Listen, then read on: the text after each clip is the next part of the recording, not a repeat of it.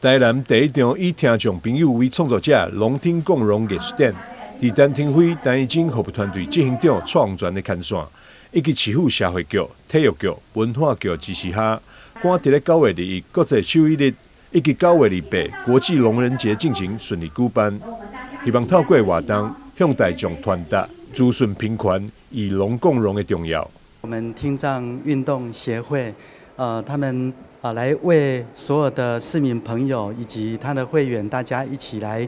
欣赏的一个画作哈，可以提高身心灵，然后也让我们这个城市变得更美丽。因为我们很多聋人在外面学习很多事物的时候，都会遇到很多的障碍，比如说没有手语翻译。那比如说我们有些想要学艺术类或是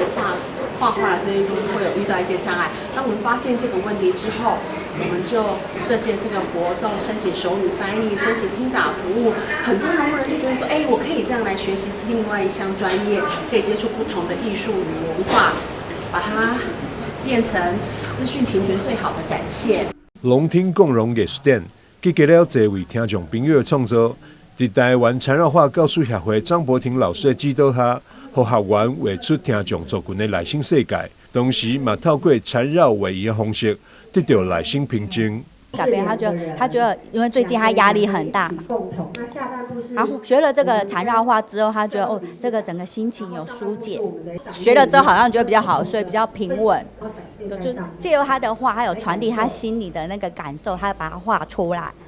这场展览不只专属听友观赏，对着一般大众嘛正推荐。听障体育运动协会欢迎市民朋友，在19日到21日期间，来到东区东宁路西段5号Sasatra Cafe 来看展，做伙今日听障者安静无声，但较热情友爱的内心世界。